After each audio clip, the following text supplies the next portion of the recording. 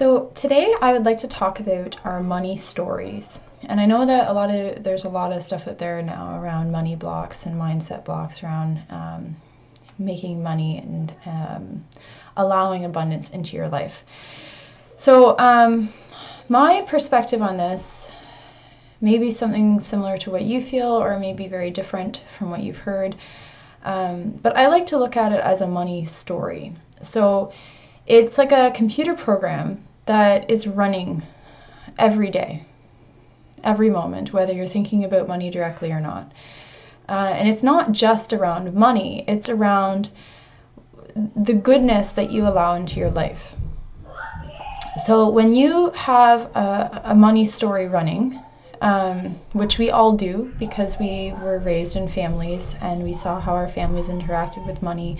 We've had our own experiences with money, with lack, with losing things, with the feeling of things being taken away. We've all had experiences with loss.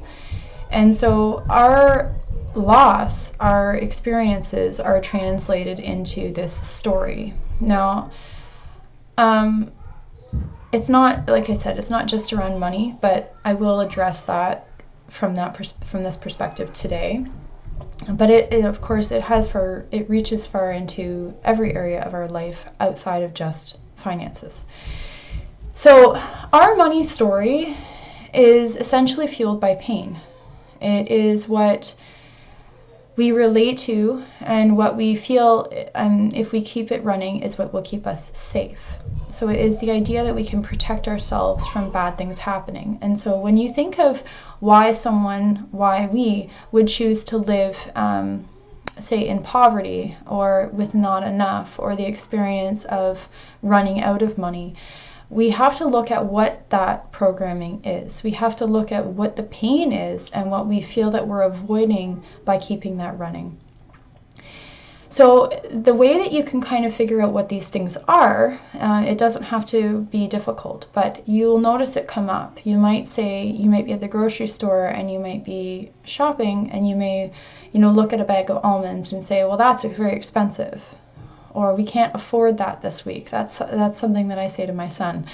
When he asks for something, oh, it's not in the budget, or we can't afford that this week, or I'm going to get that somewhere else because it's cheaper. So we place value on things, and we immediately place them out of our reach. So we are assuming that is for other people and not for us. This type of program that is running is the source, is the track that you follow. So you think of it in terms of like breadcrumbs, like Hansel and Gretel leaving the breadcrumbs to the forest. These are your breadcrumbs. And when you follow them, when you see where they go, you see the stories that are connected to them. So maybe you don't have a memory of the first time that you heard that, or the first time you experienced that, because maybe you were very young. But I'm quite sure that you can remember other experiences that fall along similar lines. So obviously this can go back very far. It can go back further than what you may have direct memory of. But being able to kind of go back even to just the feeling of what that feels like, you will be able to tell what the fear is, what the pain is, what the story is that's in place that is protecting you. So this is very important if you want to, get through those blocks, if you want to get through that upper limit and start earning more or bringing more goodness into your life, not just in terms of money, but maybe it's in terms of clients, maybe it's in terms of happiness in your relationships, maybe it's in terms of where you live, or your surroundings. All of these are connected to that abundance story, the story of there either not being enough or that is not for you. So when you go back into these breadcrumbs, when you follow these breadcrumbs back into the story, take a look at what feelings come up as a result for you. What are you feeling? Often it may be feelings of fear, it may be feelings of maybe even beyond fear. Maybe it's terror. Maybe it is deep survival. Maybe it's the story that you were passed on from your family.